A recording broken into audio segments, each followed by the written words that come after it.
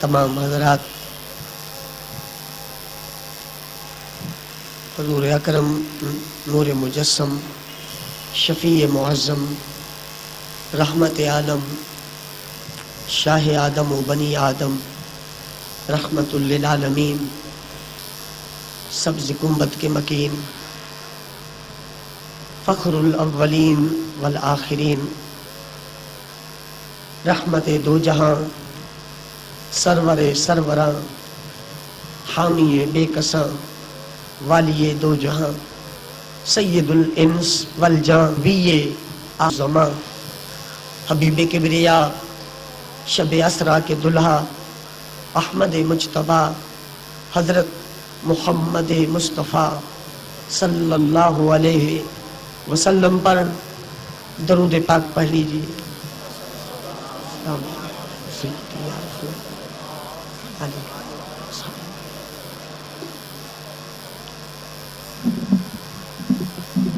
حضرت امام فخر الدین رازی رحمت اللہ تعالی علیہ نے ایک حدیث پاک نقل کی،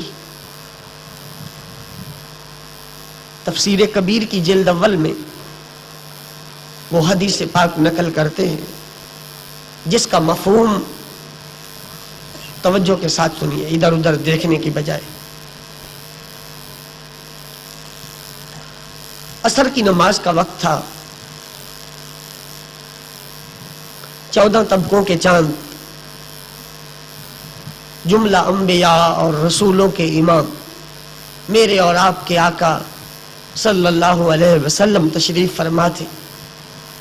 ایک صحابی رضی اللہ عنہ میرے آقا سے کوئی بات کر رہا تھا، محو گفتگو تھا، اتنے میں حضرت اسرائیل علیہ السلام حاضر خدمت ہوئے اور عرض کیا، السلام علیکہ یا رسول اللہ، اے اللہ کے رسول تجھ پر سلام ہو۔ آپ نے جواب ارشاد فرمایا اور آنے کا مقصد پوچھا۔ اسرائیل عرض کرنے لگے، یا نبی اللہ، یہ جو آدمی آپ کے ساتھ بات کر رہا ہے اس کی زندگی میں صرف ایک گھڑی باقی، صرف ایک گھڑی عربی میں سیکنڈ کو بھی کہتے ہیں اور منٹ کو بھی کہتے ہیں اور گھنٹے کو بھی کہتے ہیں، الساعہ۔ یا تو فرشتے کا مطلب تھا ایک منٹ باقی ہے، یا یہ مطلب تھا ایک سیکنڈ باقی ہے، یا یہ مطلب تھا گھنٹہ باقی، اس کے بعد یہ دنیا سے رخصت ہو جائے گا۔ سرکار دو عالم صلی اللہ علیہ وسلم نے اس آدمی کو آگاہ فرمایا کہ اے خدا کے بندے، تیری زندگی سے صرف ایک ساتھ باقی ہے۔ وہ عرض کرنے لگا، یا نبی اللہ صلی اللہ علیہ وسلم، مجھے ایسا عمل بتلا دو جو سب سے بہتر ہو تاکہ میرا خاتمہ اس عمل پر ہو جائے۔ سنیے، دو جہاں کے سردار اور ہمارے نفع کو ہم سے بہتر جاننے والے نبی ارشاد فرماتے ہیں، اشتغل بالتعلم، اس وقت میں کچھ دین کا علم سیکھ لے، اس وقت میں کچھ دین کا علم سیکھ لے۔ وہ صحابی نبی پاک صلی اللہ علیہ وسلم سے علم حاصل کرنے لگ گئے اور مغرب سے پہلے ان کا انتقال ہو گیا۔ اللہ تعالیٰ کی ان پر کروڑہ رحمتیں ہوں اور ان کے صدقے ہماری بخشش۔ اس حدیث کو نقل کرنے کے بعد امام فخر الدین رازی رحمت اللہ علیہ ارشاد فرماتے ہیں، اے غافل انسان، اس حدیث پر غور کر اور بار بار اس پہ تو نظر ڈال۔ اگر دین کے اندر علم دین حاصل کرنے سے کوئی عمل بہتر ہوتا تو نبی پاک وہ ارشاد فرماتے۔ سرکار نے علم حاصل کرنے کا حکم فرمایا تو معلوم یہ ہوا کہ دین کا علم حاصل کرنا ہی سب سے بڑا نیک عمل ہے، اس سے بڑھ کر کوئی عمل نیک نہیں ہو سکتا ہے۔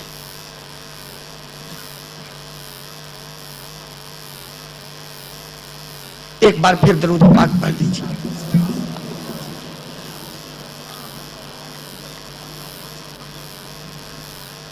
حضرت سیدنا ابو سعید خدری رضی اللہ عنہ سے روایت ہے، بخاری شریف کا درس شروع ہو چکا۔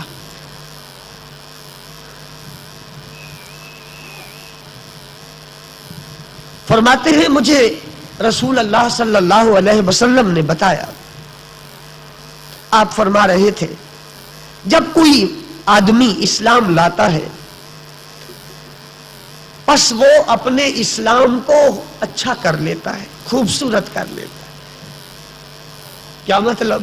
یعنی کلمہ پڑھ لیا تو بس پھر یہ نہیں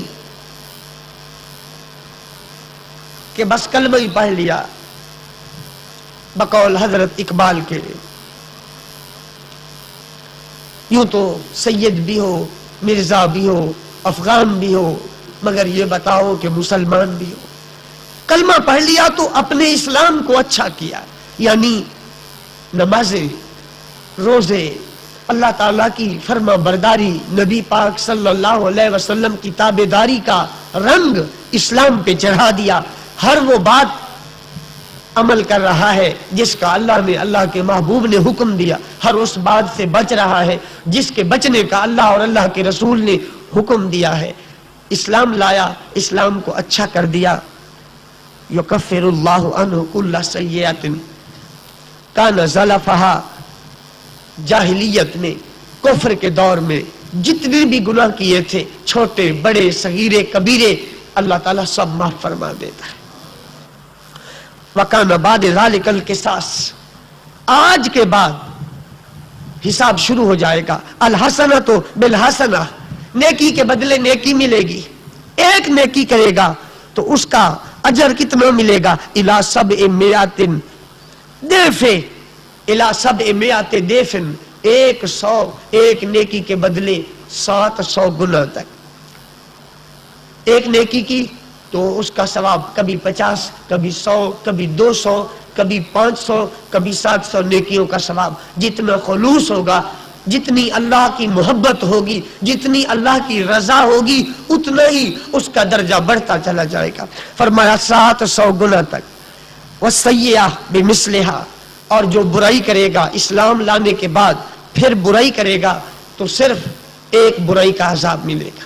نیکی کرے گا تو 700 نیکیاں، اور برائی کرے گا تو 700 برائیوں کا عذاب نہیں، بلکہ صرف ایک برائی کی سزا ہے۔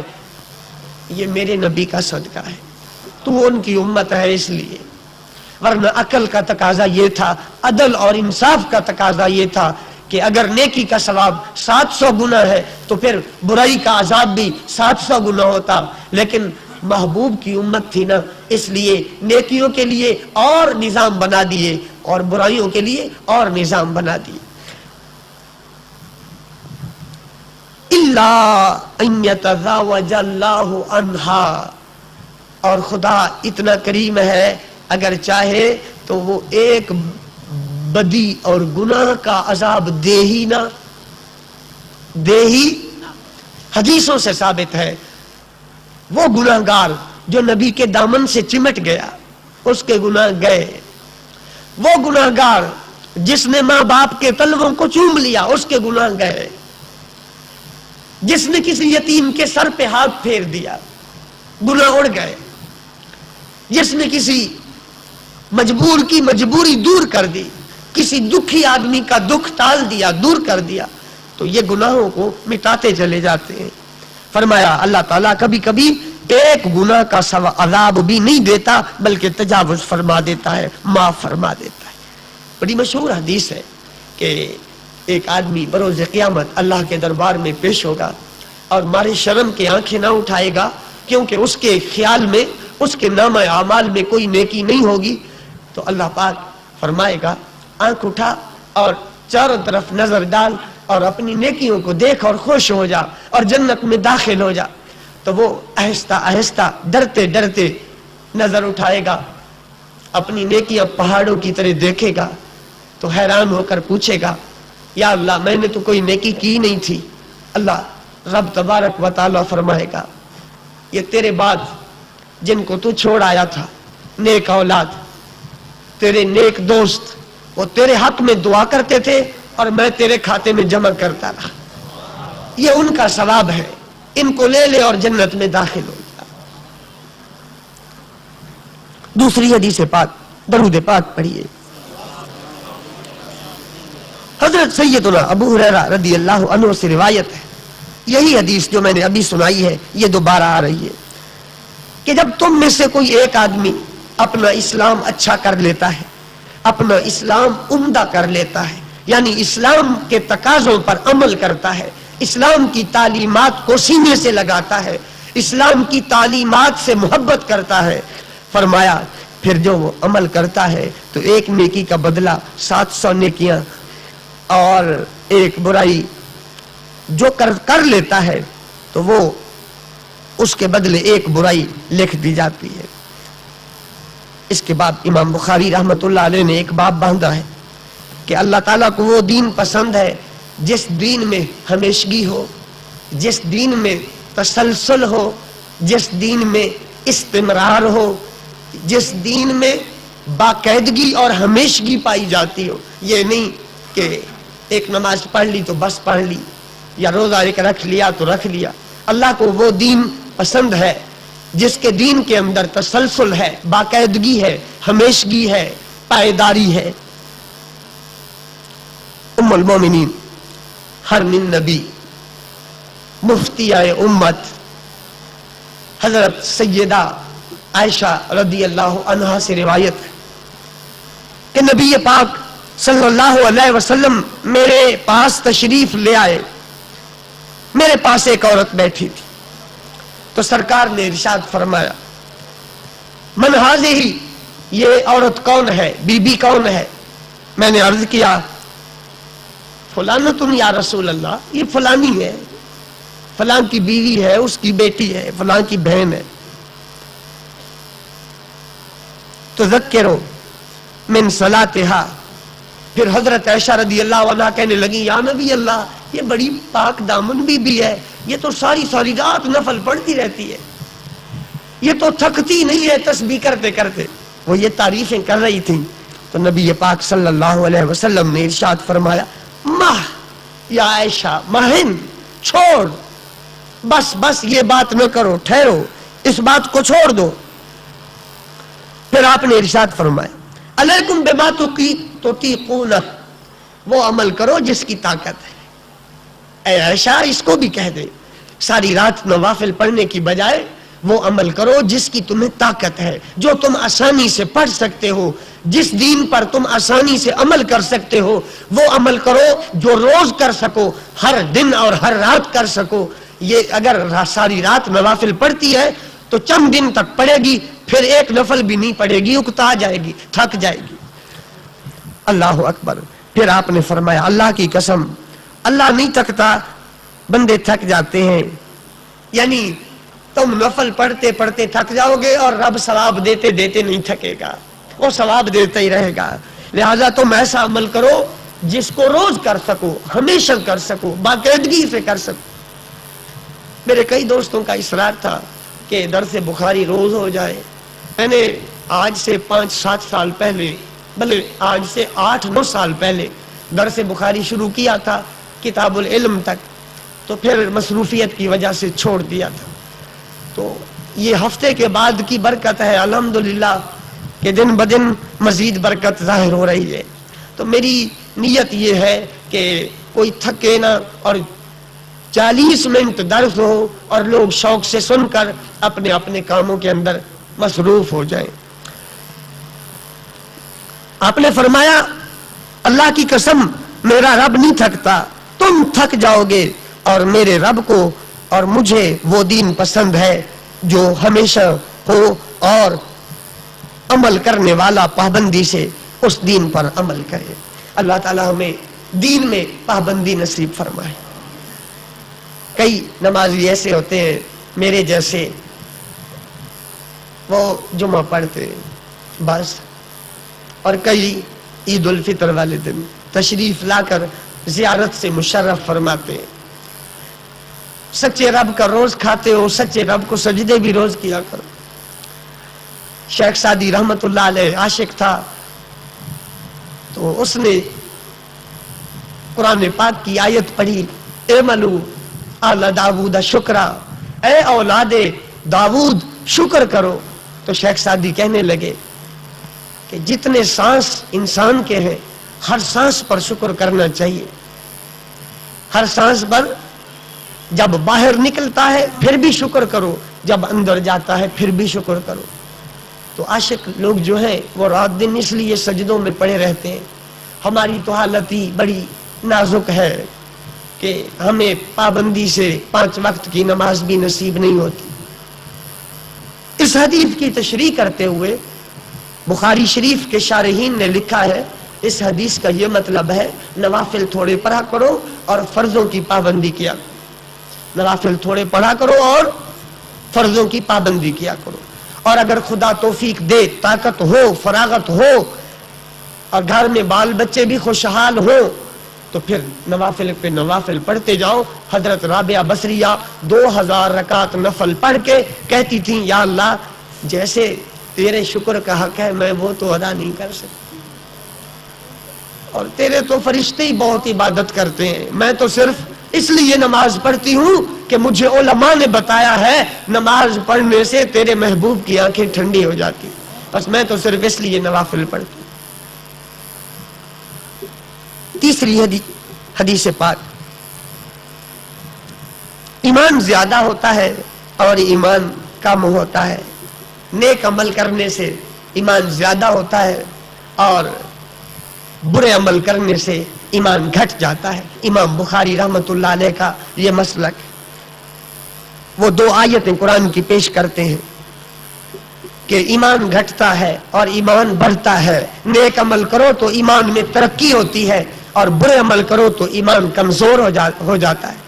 फिर आगे हदीस पेश की कि हजरत अनस रदियल्लाहु अन्हु से रिवायत है, नबी पाक सल्लल्लाहु अलैहि वसल्लम ने इरशाद फरमाया, क़यामत का दिन होगा, एक आदमी जहन्नम से निकाला जाएगा जिसने ला इलाहा इल्लल्लाह पढ़ा होगा और उसके दिल के अंदर एक जौ के दाने के बराबर ईमान होगा। ये हदीस पहले भी आ चुकी। इमाम बुखारी की आदत है एक हदीस को बार बार ले आते हैं और नया नया मसला निकालते हैं।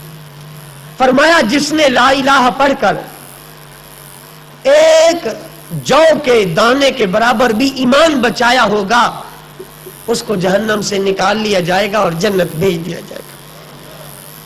फरमाया वयुखरजु मिनन नार मन क़ाला ला इलाहा इल्लल्लाह व फी क़ल्बिही वज़्न बुर्रत मिन खैर। अल्लाह उसको भी जहन्नम से निकाल देगा जिसके दिल में ला इलाहा इल्लल्लाह के बाद गंदम के दाने के बराबर ईमान होगा। फिर फरमाते हैं वयुखरजु मिनन नार मन क़ाला ला इलाहा इल्लल्लाह व फी क़ल्बिही वज़्न ज़र्रतिन मिन खैर। जिसने ला इलाहा पढ़ा होगा और एक जर्रे के बराबर भी ईमान होगा, अल्लाह उसको भी जहन्नम से निकाल कर जन्नत में दाखिल फरमाए। जर्रे का क्या माना है? ये धूप जब निकली होती है ना और वो एक सुराख से क्रॉस करती है और अंदर जो आदमी साये में बैठा हो, छांव में बैठा हो, उसको उड़ते हुए जो बारीक बारीक रेशे नजर आते हैं उसको तिनका कहते हैं। और फलसफियों ने जर्रे की ये तारीफ की है कि बारीकी की वो हद जिसके बाद उसके 2 टुकड़े ना किए जा सके। वो बारीक चीज जिसको 2 टुकड़े ना किया जा सके उसको जर्रा कहते हैं। फरमाया अगर इतनी मिकदार में भी किसी के दिल में, मोमिन के दिल में ईमान होगा, अल्लाह ताला उसको जहन्नम से निकाल के जन्नत में दाखिल फरमाता। इस हदीस को पेश करके इमाम बुखारी ने 2 फिरकों का रद्द किया है। इमाम बुखारी के जमाने में 2 फिरके थे, एक जब मर्जिया था और एक खारजी थे। खारजी कहते थे कि जो बंदा गुनाह कर ले वो पक्का जहन्नमी है। मसलन किसी ने दाढ़ी मुंडवा दी, शराब पी ली, किसी की गीबत कर दी, झूठ बोल दिया, खारजी कहते थे ये काफिर हो गया और ये पक्का जहन्नमी है। एक और फिरका था जो उनका अपोजिट था, मुकाबिल था, उनकी जिद था, वो मर्जिया थे। वो कहते थे ला इलाहा जिसने कह दिया जो मर्जी करे, सारा जहान ही लूट मार कर खा जाए, वो पक्का मोमिन है। ان دونوں کی اولادیں آج تک موجود ہیں، ذہن میں رکھیے۔ کچھ وہ لوگ ہیں جن کو نیکیوں کا بڑا گھمنڈ ہے، اور جس گناہگار کو دیکھتے ہیں نفرت کرتے ہیں، اس کو برا سمجھتے ہیں اور اپنے آپ کو بڑا مومن اور متقی سمجھتے ہیں۔ یہ ان لوگوں کی اولاد ہے۔ اور آج ایسے لوگ بھی موجود ہیں جو کہتے ہیں بس ایک محفل کرا دو، بس جنت ہماری ہے، جنت ہماری ہے، بس عقل والے کو اشارہ کافی ہے۔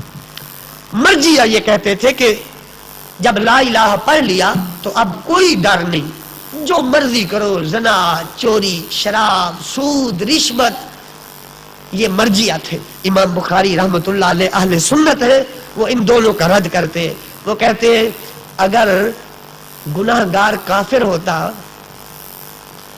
تو نبی پاک کیوں فرماتے جس کے دل میں ایک ذرے کے برابر ایمان ہے اس کو جنت میں لے جاؤ؟ اللہ کا یہ فرمانا کہ جس مومن کے دل میں ایک ذرہ برابر ایمان ہے اس کو جنت لے جاؤ، یہ دلیل ہے کہ گناہگار جتنا بھی ہو اس کو جنت ملے گی اگر ایمان بچائے گا۔ اگر ایمان، جنت اس کو ملے گی اگر ایمان بچا جائے گا۔ اور اگر گناہ نقصان نہ دیتا، جیسے مرجیہ کہتے تھے جو مرضی کر لو ایمان میں فرق نہیں آتا، تو پھر اللہ ان کو جہنم میں کیوں ڈالتا؟ جہنم میں ڈالا تاکہ گناہوں کی سزا ملے، اور نکالا تاکہ ایمان کی شان ظاہر ہو جائے۔ گناہوں کی وجہ سے جہنم میں گئے اور نکلے ایمان کی برکت سے۔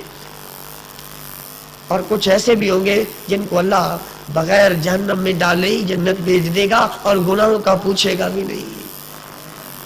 حدیث پاک میں ہے، میرے پیارے آقا صلی اللہ علیہ وسلم نے فرمایا جس نے میری اولاد سے محبت کی وہ میرے ساتھ جنت میں ہے۔ ایمان بچا کر نبی پاک کے گھرانے سے محبت کرنے والا جنتی ہے۔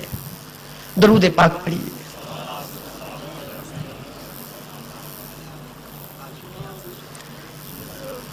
طارق بن شہاب صحابی ہے رضی اللہ عنہ۔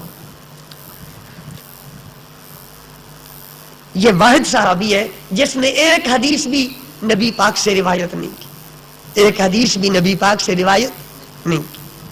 طارق بن شہاب کہتے ہیں کہ میں امیر المومنین، امام المتقین، غیظ الکفار، غضب المنافقین، امیر المجاہدین، رئیس العادلین، اور پوری اولاد آدم کا 50ویں نمبر پر آنے والا انسان حضرت عمر فاروق رضی اللہ۔ انگریزوں نے دنیا کے بڑے بڑے انسانوں کے نام جمع کیے تو حضرت عمر کا 50ویں نمبر پر نام دیا ہے۔ اور پہلے نمبر پر جانتے ہو کون ہے؟ وہی تو ہے جس کو خدا نے پہلا نمبر دیا ہے،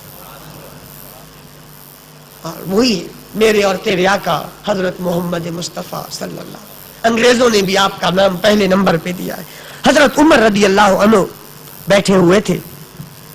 طارق بن شہاب کہتا ہے ایک مرد آیا یہودیوں کا، وہ عالم دین تھا، یہودی مذہب کا عالم دین تھا۔ وہ حضرت عمر کے پاس آیا اور کہنے لگا یا امیر المومنین، اے مومنوں کے امیر۔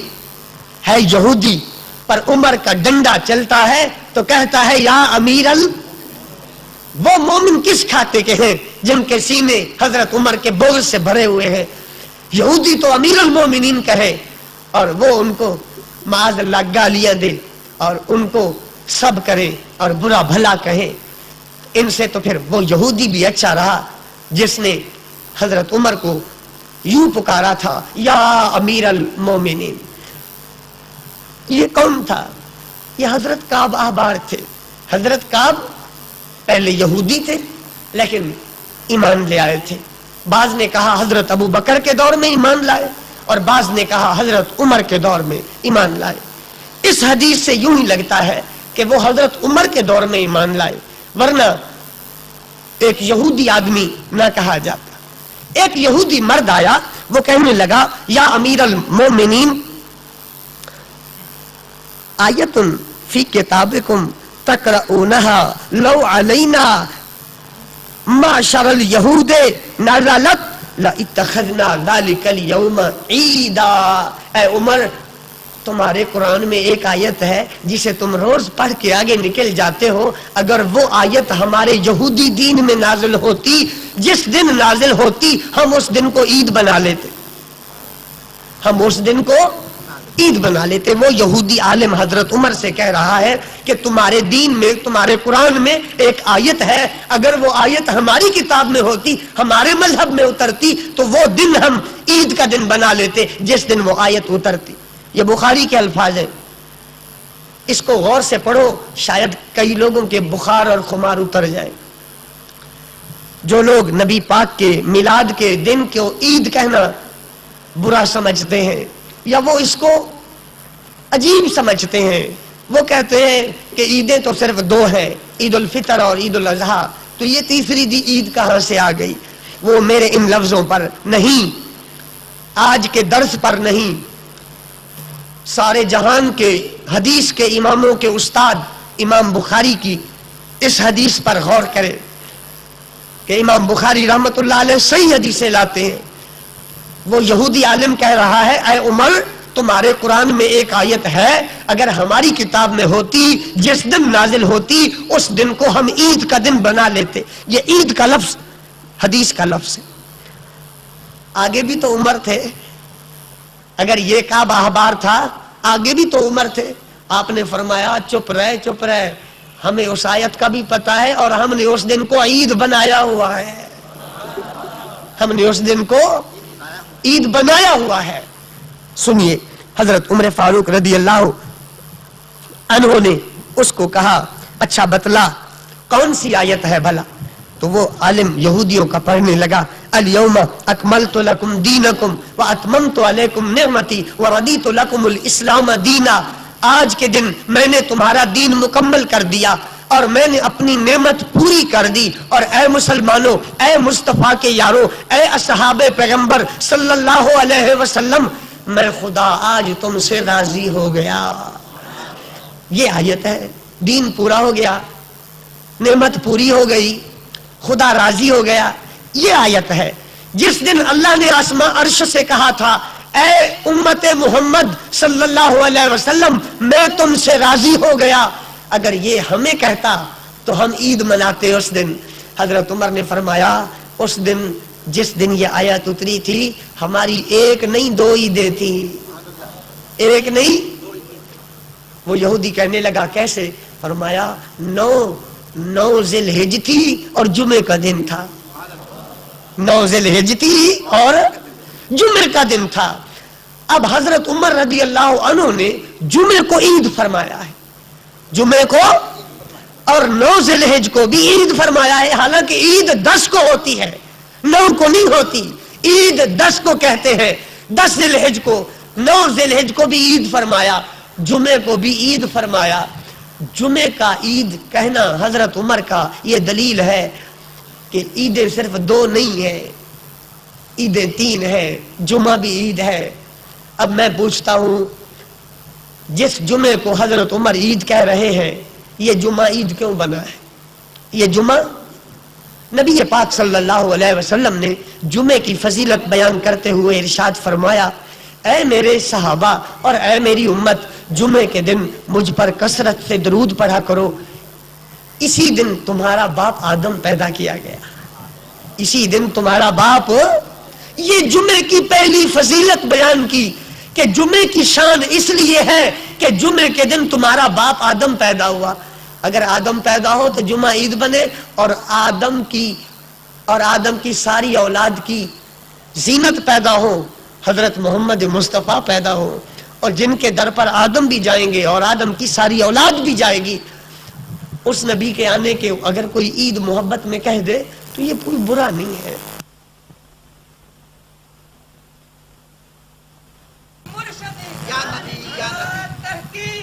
لیکن اس عید کا یہ مطلب نہیں ہے کہ ڈھول بجائے جائیں اور اللہ تعالیٰ کے حرام کاموں کو جائز سمجھ لیا جائے اور عورتوں اور بچیوں کو ساتھ لایا جائے، جیسے آج کل پاکستان میں ایک انٹرنیشنل نعت خوان ہے جس کی 2 لاکھ روپے ڈیمانڈ ہے، 70,000 کے قریب تو اس کا کرایہ ہوتا ہے۔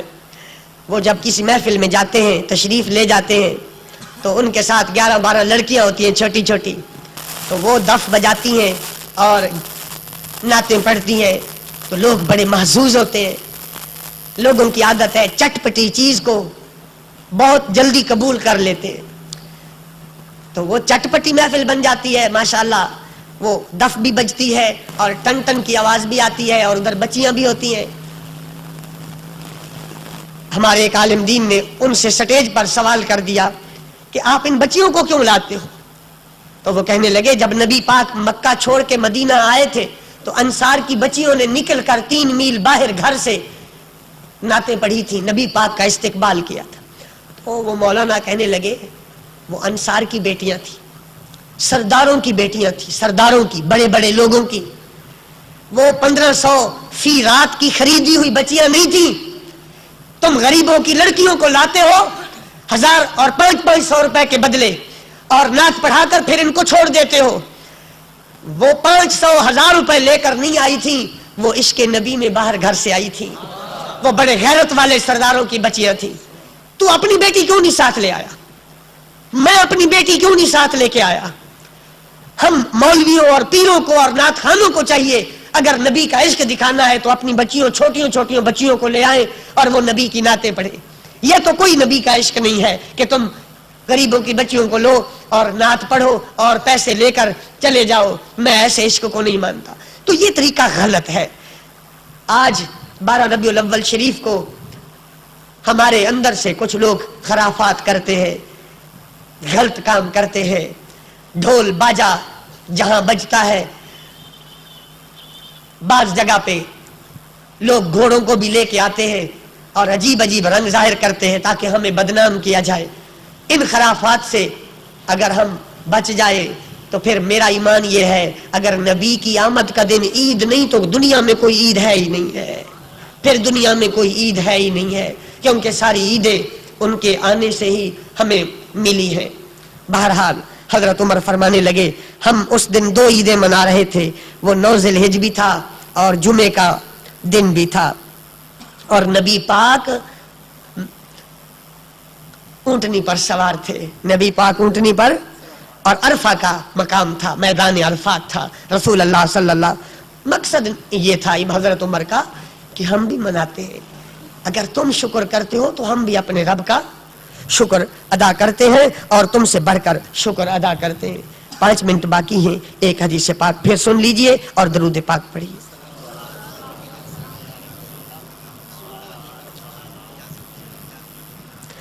زکوٰۃ اسلام سے ہے، زکوٰۃ ادا کرنا اسلام سے ہے.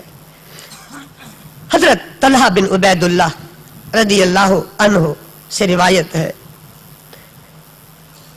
کہتے ہیں ایک آدمی آیا رسول اللہ کی بارگاہ میں، نجد سے تھا. کہاں سے تھا؟ نجد سے تھا. آج کل جس کو الریاض کہتے ہیں، سعودیہ عربیہ کا دارالحکومت ہے. بیابان اور سنگلاخ علاقہ ہے، پتھریلا علاقہ ہے، اور پتھر بھی سرسبز نہیں ہے جیسے ہمارے مری اور سوات کے پتھر ہیں. اب تو پتہ نہیں وہ بھی سبز رہے ہیں کہ نہیں رہے، لیکن جسے خدا سبز رکھے اسے کون سکھا سکتا ہے. انشاءاللہ پاکستان سرسبز رہے گا انشاءاللہ. یہ لا الہ الا اللہ کا صدقہ ہے، یہ قائم رہے گا. لیکن دکھ اس بات کا ہے کہ جب ہم اپنے ملک پر نظر ڈالتے ہیں، ہمارے ملک میں بمائے مسجد کے اماموں کے کوئی طبقہ ایسا نہیں جو اپنے وطن سے، اپنے اداروں سے مخلص. اللہ تعالی ہمیں مخلص لوگ عطا فرمائے. مخلص لوگ آئیں گے تو دین کا کام ہوگا. اخلاص کی بڑی ضرورت ہے. ایک آدمی آیا نجد سے، ہاں الریاض خشک علاقہ ہے. جیسے علاقہ خشک ہے لوگ بھی سخت ہیں، ان کے دل بھی وہاں کے سخت ہیں. آج بھی نبی پاک کے روزے کے آس پاس جو پہرے دار ہیں وہ نجد کے ہیں، اس لیے ان کی طبیعت میں سختی اور کرخت لے جا ہے ان کا. اور نبی پاک کو نرمی پسند ہے. نبی پاک صلی اللہ علیہ وسلم کو سختی پسند، بلکہ آپ صحابہ کو فرماتے تھے مردوں کی زیارت کیا کرو، مردوں کو غسل دیا کرو، دل نرم ہوتا ہے. دل نرم ہوتا ہے. سخت دل ہونا اچھا نہیں ہے، دل نرم ہونا چاہیے. ایک مرتبہ ایک بچہ رو رہا تھا تو نبی پاک نے اس کو اٹھا کے چوم لیا، چھاتی سے چمٹا لیا اور چپ کروا دیا. تو مکے کا سردار غالباً آس بن وائل تھا، کہنے لگا اے محمد صلی اللہ علیہ وسلم تم بچوں کو چومتے ہو؟ تو آپ نے فرمایا دل رب کے قبضے میں ہے، جس کے چاہے نرم بنا دے، جس کے چاہے سخت بنا دے. اشارہ تھا کہ بچوں کو چومنا نرم دلی ہے اور بچوں سے پیار نہ کرنا سخت دلی ہے. چھوٹا معصوم بچہ، دودھ پیتا بچہ. نجد کا ایک آدمی آیا، اس کے بال بکھرے ہوئے تھے، اس کے بالوں میں مٹی تھی، شہد کی مکھی کی بنبناہٹ کی طرح آہستہ بولتا تھا اور نبی پاک کے کان منہ قریب کر کے کچھ پوچھ رہا تھا. تو تھوڑا تھوڑا ہم بھی سن رہے تھے. وہ کہہ رہا تھا اسلام کیا ہے، اسلام کیا ہے؟ تو نبی پاک صلی اللہ علیہ وسلم فرما رہے تھے 5 نمازیں ہیں ایک دن کے اندر. وہ کہنے لگا اس کے علاوہ بھی کوئی شے ہے تو ابھی بتا دے. ابھی بدوی تھا نا، شہری آدمی کا علیحدہ لہجہ ہوتا ہے اور دیہات کے آدمی کا علیحدہ. کوئی اور ہے تو ابھی بتلا دے. حل علیہ غیرہا، اس کے علاوہ بھی کوئی ہے؟ آپ نے فرمایا لا، نہیں، الا ان تطوع، ہاں نفل ہیں جتنے پڑھ لے. جتنے فرض 5 ہی ہے، نہ 4 ہے نہ 6 ہے. پھر کہنے لگا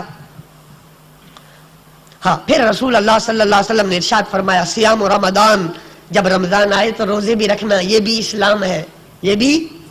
کہنے لگا حل علیہ غیرہ، کوئی اور بھی روزے ہیں تو ابھی بتلا دو. فرمایا لا الا ان تطوع، اور تو روزے نہیں ہے، نفلی ہے، جتنے مرضی رکھ لے، جتنے مرضی رکھ لے. اس کے بعد نبی پاک صلی اللہ علیہ وسلم نے زکوٰۃ کا ذکر فرمایا. وہ کہنے لگا زکوٰۃ سال بعد ہے یا اور بھی کوئی ہے؟ فرمایا نہیں، نفلی صدقہ ہے، روز خیرات کرتا رہو. خدا نے صرف ایک دفعہ فرض کی ہے، وہ سال بعد ہے.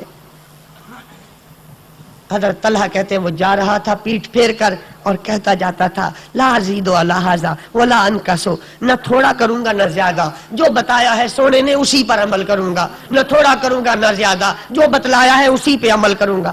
نبی پاک دیکھ رہے تھے اور فرما رہے تھے اگر کرے گا تو کامیاب ہو گیا ہے، جو کہہ رہا ہے اگر سچا ہے تو جنت میں جائے گا اور یہ کامیاب ہو گیا.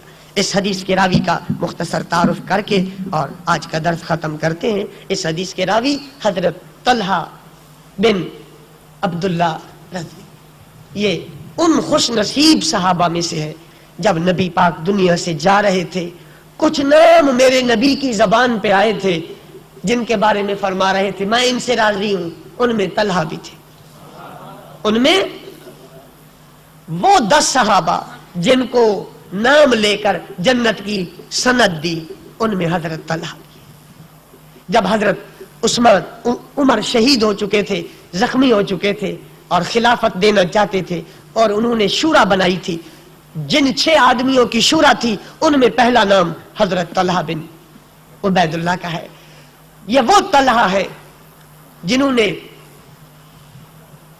75 زخم کھائے تھے جنگ احد کے دن نبی پاک کا پہرا دیتے ہوئے، اور نبی پاک نے فرمایا تھا میرے ماں باپ تجھ پر قربان، میرے ماں باپ تجھ پر. ایک آدمی جس کا نام زبیر بن مالک تھا، اس نے نشانہ لگا کے نبی پاک کے چہرے پاک پر تیر مارا، وہ بالکل قریب آ گیا. حضرت طلحہ رضی اللہ عنہ سوچنے لگ گئے ہاتھ آگے کرتا ہوں تو ہاتھ جاتا ہے، نہیں کرتا تو چہرہ پاک زخمیوں سے چور چور ہو جائے گا. پھر فرمانے لگے ایک ہاتھ تو کیا کروڑوں جائیں، نبی پاک پر کوئی حرف نہ آئے. پھر اپنا جلدی سے ہاتھ آگے کر دیا تو ان کا ہاتھ بیکار ہو گیا، ساری زندگی خشک چمڑے کی طرح لٹکتا رہتا تھا. اور فرماتے تھے نبی پاک کے پہرا دیتے ہوئے میرا یہ ہاتھ چھلنی ہوا ہے اور مجھے امید ہے اللہ پاک میرے اس عمل کی وجہ سے مجھ سے راضی ہو جائے گا. خدا بھی ان سے راضی ہو گیا، نبی پاک ان سے راضی ہو گئے. حضرت علی رضی اللہ عنہ کے دور خلافت میں حضرت عائشہ، حضرت طلحہ اور زبیر لشکر لے کر آئے تھے بصرہ کے میدان میں جنگ کرنے کے لیے. ان تینوں کو شرارتی اور منافق لوگوں نے بھر دیا تھا کہ حضرت عثمان کے قتل کرانے میں حضرت علی کا ہاتھ ہے. تو یہ مقابلے میں لشکر لے کے آئے تھے. جب دونوں لشکر آپس میں ٹھہر گئے اور فجر کی نماز کے وقت جنگ شروع ہونی تھی روشنی میں، پچھلی رات کو حضرت علی نے مالک بن اشتر کو بھیجا کہ نبی کے حرم سے پوچھو، میری ماں سے پوچھو کہ بیٹے کے ساتھ کس بنیاد پر جنگ کرنے آئی ہے، کیا جواز اور دلیل ہے جنگ کرنے کا. جب وہ آدمی گئے تو حضرت عائشہ رضی اللہ عنہ نے کہا کہ ایک تو میں آئی نہیں ہوں، مجھے لایا گیا ہے، اور دوسرا مجھے کہا گیا ہے کہ آپ نے حضرت عثمان کو شہید کروایا ہے اور قاتل تمہارے لشکر کے اندر ہے. حضرت علی نے کہا کہ اے امی جان، نہ میں نے حضرت عثمان کو قتل کرایا، نہ مجھے حضرت عثمان کے قاتلوں کا پتہ ہے. میرے حسن اور حسین عثمان کے دروازے پر پہرے دیتے رہے، میں خود پہرا دیتا رہا، میں ان کے قتل میں شامل نہیں ہوں. دونوں ماں بیٹے میں کافی دیر تک مذاکرات ہوتے رہے. بالآخر فیصلہ یہ ہوا کہ ہمیں غلط استعمال کیا گیا ہے. صبح نماز پڑھیں گے، علی نماز پڑھائیں گے، سارے پیچھے پڑھیں گے. خدا کی قسم اور اس کتاب صحیح بخاری کی عظمت کی قسم، کوئی خارجی رافضی میرے ساتھ مناظرہ کر لے، پاک حضرت علی بھی پاک ہیں، حضرت عائشہ بھی پاک ہیں. ان میں سے کسی بزرگ کے دل میں زیادتی نہیں تھی. منافقوں نے پہلے دن سے یہ مشن بنا رکھا ہے کہ لوگوں کو آپس میں لڑایا جائے اور بازار گرم کر دیا جائے. چنانچہ جب تہجد کی نماز کا وقت آیا، جو حضرت علی کے قاتل تھے اور حضرت عثمان کے، ان کو خطرہ ہوا اگر سلو ہو گئی تو ہماری خیر نہیں، ہماری خیر نہیں ہے، ہم تو مارے گئے. چنانچہ ایک بلوائی نے، خارجی نے، جب بی بی عائشہ صدیقہ تہجد کی نماز پڑھ رہی تھی، نشانہ بنا کر تیلے سے حضرت عائشہ کے خیمے پر تیر مارا. وہ چمڑے کا خیمہ تھا، وہ پار ہو کر حضرت عائشہ کی کن پٹی کے ساتھ بڑے تیزی کے ساتھ زمین میں جا کر چھپ گیا. تو حضرت عائشہ نے اونچی آواز سے پڑھا انا للہ و انا الیہ راجعون. علی نے کیوں ہمارے ساتھ وعدے میں خیانت کی؟ چونکہ حضرت علی کی لشکر سے تیر آیا تھا تو وہ عرب بڑے ذہین تھے، تیز ترار تھے، بس ان کے یہ لفظ کہنے تھے کہ کوئی کوہرام کھڑا ہوا. پھر دیکھتے ہی دیکھتے 35,000 مسلمان جام شہادت نوش کر گئے. نہ علی کا قصور نہ حضرت عائشہ کا، منافقوں اور شرارتی لوگوں کا کام تھا. اس کے بعد حضرت علی رضی اللہ عنہ آئے. حضرت عائشہ رضی اللہ عنہ ایک اونٹ پر بیٹھی تھی اور جنگ اس اونٹ کے آس پاس ہو رہی تھی، اور لوگ اس اونٹ کے اوپر جو کچاوا تھا اس کو ایسے اٹھائے ہوئے تھے جیسے مسلمان کعبے کو پکڑ کر طواف کرتے. حضرت عائشہ کا بہت احترام ان کے دل میں تھا. بالآخر وہ حوض جس میں حضرت عائشہ بیٹھی تھی نیچے گر پڑا تو حضرت علی رضی اللہ عنہ نے جنگ بندی کا اعلان کر دیا اور دوڑے ہوئے اور اپنی داڑھی کو پکڑے ہوئے زاروں قطار روتے ہوئے حضرت عائشہ کے گھٹنوں پر آ کر ہاتھ رکھے اور اتنا روئے اتنا روئے اتنا روئے کہ کوئی اتنا نہیں رو سکتا. پھر کہا کہ میرا اس میں کوئی قصور نہیں. حضرت عائشہ نے کہا میرا بھی اس میں کوئی قصور نہیں. پھر حضرت علی رضی اللہ عنہ نے عراق کی 600 معزز خواتین کے ساتھ، جن میں 40 عورتیں سرداروں کی مائیں اور بیویاں اور بیٹیاں تھیں، حضرت عائشہ کو پہرے کے اندر مدینہ شریف بھجوا دیا. یہ حضرت طلحہ اسی جنگ میں شہید ہوئے جو اس حدیث کے راوی ہیں. جب یہ لڑتے لڑتے آئے نا حضرت علی کے سامنے، حضرت طلحہ، اور حضرت علی نے فرمایا طلحہ تو وہ حدیث بھول گیا جب نبی پاک فرما رہے تھے اے طلحہ تو ایک آدمی کے ساتھ لڑے گا، وہ علی المرتضی ہوگا، اس وقت تو حق پر نہیں ہوگا، علی حق پر ہوگا. جب یہ بات حضرت علی نے کی نا تو حضرت طلحہ رضی اللہ عنہ نے ہاتھ کھڑے کر دی اور کہا یا علی میں ابھی گیا. پھر ان کی حمایت میں لڑنے لگ گئے. تو ایک دشمن جو دونوں گھروں کا دشمن تھا اس نے حضرت طلحہ رضی اللہ عنہ کو تلوار کے ساتھ ذبح کر دیا. پہلے تیر مارا پھر ان کا گلا کاٹا اور خوش خوش حضرت علی کے پاس لے آیا اور کہنے لگا یا علی میں نے طلحہ تمہارے دشمن کا سر کاٹ دیا ہے. تمہارے 3 ہی دشمن تھے، زبیر، طلحہ اور عائشہ، ایک دشمن کو میں نے کاٹ دیا. حضرت علی مرتضی نے وہ سر اٹھایا اور ماتھے سے مٹی جھاڑنے لگے اور فرمایا خدا کی قسم جتنا نبی پاک کا اس چہرے نے دفاع کیا ہے کسی نے نہیں کیا. حضرت علی اتنے روئے پھر فرمانے لگے اے علی اے طلحہ کا سر کاٹنے والے تجھے جہنم مبارک ہو، تجھے جہنم مبارک ہو. گویا کہ حضرت علی نے دنیا کو بتلا دیا کہ یہ جو میرے مقابلے میں آئے تھے یہ جہنمی نہیں ہے، ان کو مارنے والے جہنمی ہیں، یہ جنتی ہے، اور ان کی لڑائی نفس کے لیے نہیں ایک غلط فہمی کی وجہ سے ہے. اس واقعے سے معلوم ہوتا ہے کہ حضرت علی رضی اللہ عنہ جنگ کرنے کے بعد بھی حضرت عائشہ، طلحہ اور زبیر کو جنتی سمجھتے تھے اور بھرے مجمع میں فرماتے تھے کہ ان لوگوں پر خدا بھی راضی ہے، نبی پاک بھی راضی ہے، میں بھی ان پر راضی ہوں. اور پھر جنگ ختم ہو گئی تو حضرت علی نے لاشیں اکٹھی کروائی دونوں لشکروں کی اور حضرت علی نے ان کی نماز جنازہ پڑھوائی. جو لوگ کہتے ہیں جو حضرت علی کے مقابلے میں آئے تھے وہ کافر ہو گئے تھے، تو کبھی کافر کی جنازہ علی پڑھا سکتا ہے؟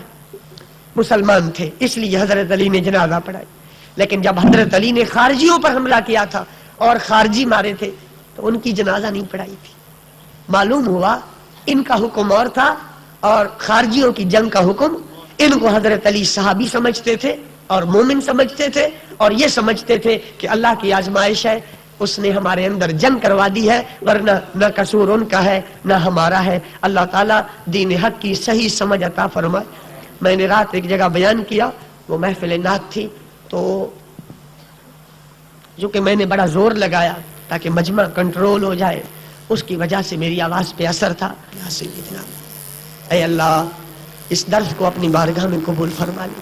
اے اللہ اگرچہ انداز اچھا نہیں، اگرچہ الفاظ میرے اچھے نہیں، اگرچہ میرے اعمال اچھے نہیں، لیکن میری زبان پہ تیرے محبوب کی حدیث ہے، میری زبان پر تیرے محبوب کا فرمان ہے، تیرے محبوب کے فرمان کا واسطہ ہے. اس درس کو قبول کر لے. جتنے لوگ آئے اے اللہ سب کا آنا قبول کر لے، سب کو بخش دے. اے اللہ سب کو بخش دے، سب کے ماں باپ کو بخش دے، سب کے استادوں کو بخش دے. اے اللہ ہمارے مشائخ کو بخش دے. اے اللہ ہمارے بوڑھے بچے جوان سب کو بخش دے. ہمارے گھروں میں ہمارے گھر والوں کی اصلاح فرما دے. ہماری بچیوں کو دولت شرم و حیا عطا فرما. اے اللہ رسول اللہ صلی اللہ علیہ وسلم کے بتائے ہوئے راستے پہ چلنے کی توفیق. بری رسم و خرافات سے، بدعات سے، محرمات سے ہمیں بچا لے یا اللہ. اے اللہ ہمیں دین حق پر صحیح معنوں میں عمل کرنے والا بنا دے، دین اسلام کا وفادار بنا دے، اسلام کا سچا سپاہی بنا دے. اے اللہ فانی زندگی ہے، کچھ دین کا کام کرنے کی توفیق. اے اللہ کچھ دین کا کام کرنے کی توفیق. اے اللہ کچھ دین کا کام کرنے کی توفیق. اے اللہ دین کے کام کے لیے اسباب عطا فرما دے. اے اللہ اس مسجد کو، اس کے نمازیوں کو، انتظامیہ کو اور جو نماز پڑھنے آئے سب کا بھلا فرما دے. جو دور دراز سے دوست آئے ہیں اے اللہ جس نے جتنی تکلیف اٹھائی ہے اس کو اجر بھی اتنا عطا فرما. اے اللہ اس درس کو کامیابی کے ہمکنار فرما. اے اللہ اپنے نبی کی حدیث کا فیضان کر دے. ہر مسلمان بچے کو کم از کم 40 حدیثیں زبانی یاد کرنے کی توفیق عطا فرما. وصلی اللہ تعالی علی خیر خلقہ محمد و اہل بیتہ و اصحابہ اجمعین. الرحمن الرحیم. سب سے پہلے دعا پڑھ لیجئے. بسم اللہ توکلت علی اللہ لا حول ولا قوة الا باللہ.